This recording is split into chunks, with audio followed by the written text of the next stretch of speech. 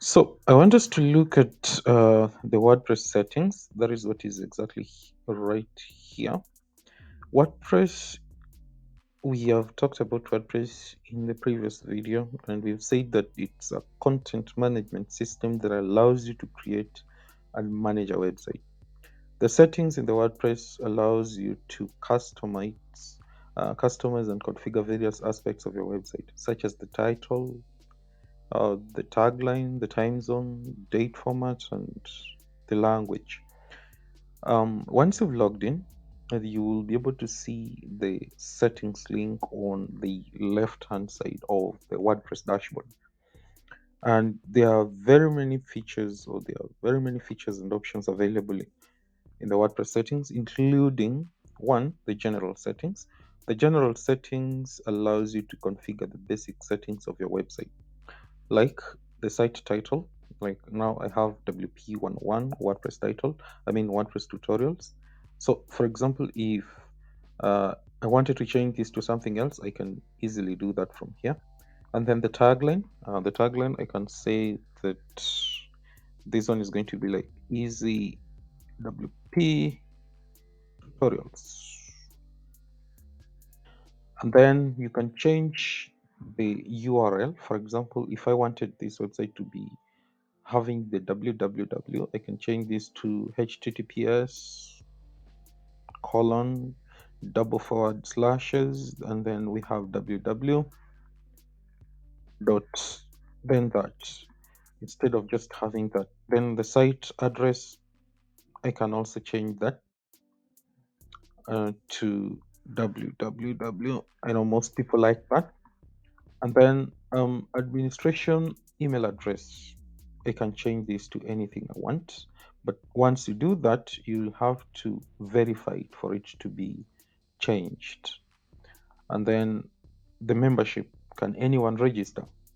If yes, that is, if you're running a membership site, you'd want to check this box. And for the new user roles, how do you want the new user to be? In most cases, it's the subscriber.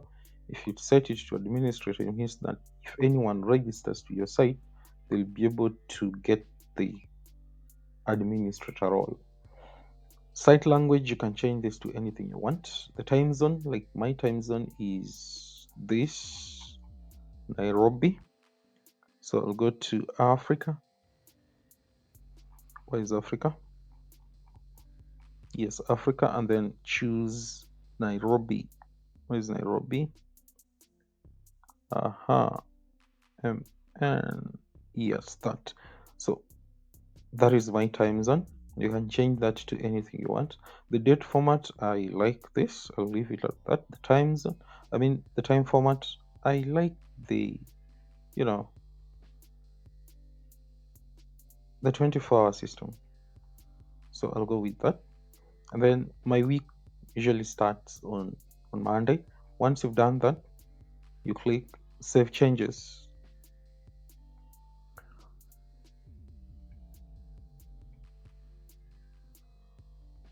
That has changed because we've changed this to www. You can log in again. I'll just log in quickly.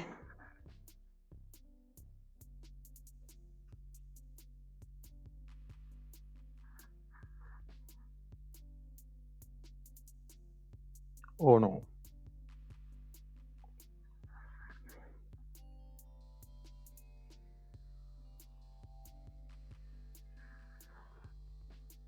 I may have forgotten the password. I've gotten it. So this will change after some time. And then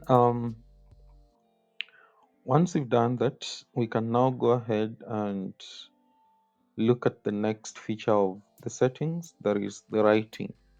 So writing settings, this section lets you customize the default post category and format, as well as the size of the post exo. So let's see. Usually when you're publishing a new post, you'll find that it goes into the uncategorized category. But if you want it to be on a different category, you can change that right from here. So once you've created a few categories, you can come here and change the default category to be something else, and then you do away with the uncategorized. You can delete it right from the post categories list. That is from here. Then the default post format, that different post formats, like there is the video, audio, quote, image, or anything else. But if you're going to run a blog, the best post format to have is the standard. Then you can change these ones later, but then again, that's pretty much it.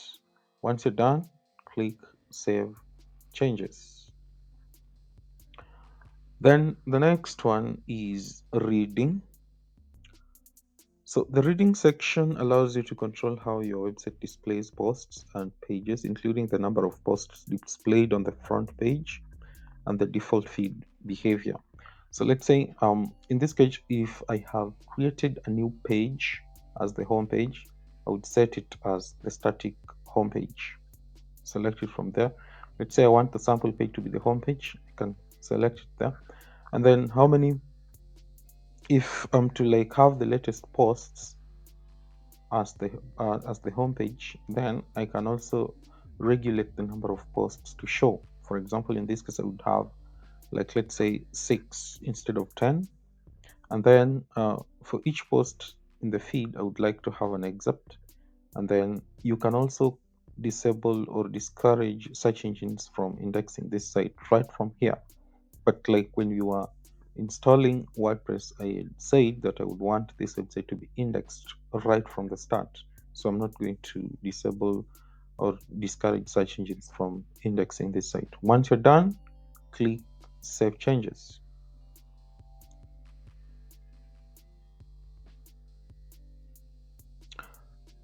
So the next one is discussion. Discussion settings lets you configure the default settings for comments, including whether comments are allowed on new posts, whether comments are manually approved, and whether to send a notification email when a comment is received. So let's see. For the default post settings,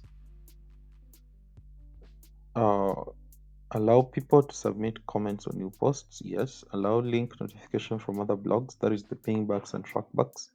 This one, in this case, I'm allowing that. You can even, automatically close comments on posts older than a number of days, let's say 20 days or 14 days, things like that. Or you can say, email me whenever someone does what? Posts a comment, or a comment is held for moderation.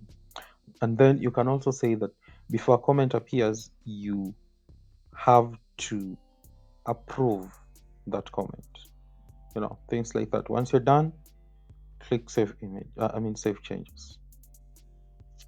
The next section is the media. The media settings lets you control the default size of images and other media files, as well as the location of the upload folder. You can see that in this case, I want the thumbnail size to be 150 by 150 pixels. If it's larger than that, we can crop to match this exact dimension. The medium size can be 300 by 300, and the largest size can be 1024 by 1024 pixels. And that's how you can be able to control what comes into your website in terms of the files. Then we have the permalinks. This section allows you to customize the permalink structure of your website. For example, in this case, if you want to check out one of the posts here, let's go to the main or the front end, and then I click on this link or this post. You can see that the permalink of this post is the date and then the name of the post. So you can see that it's the day and name. So we have the day and then the name of the post. You can change this to the post name so that you just have the post name. So if we do that and then you click Save Changes, this will change. Let's go back. first, and then now click this. You can see that it has changed to the post name. So that's how you change how to change the permalink structure. For SEO purposes, I believe that this is the best permalink structure to have, the post name, because if you do a day and name, and then let's say you have written a post about, you know, uh, the new trends in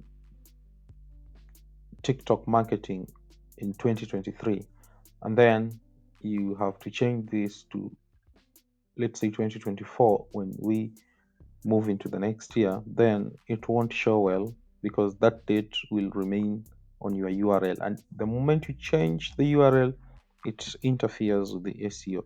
So it's best to change the permalink structure to post name immediately you install your WordPress. So once you've done that, save changes. And that's all you will be having under the settings. The rest of the links under the settings section will be generated as a result of the themes and the plugins that you'll be having installed in your WordPress website.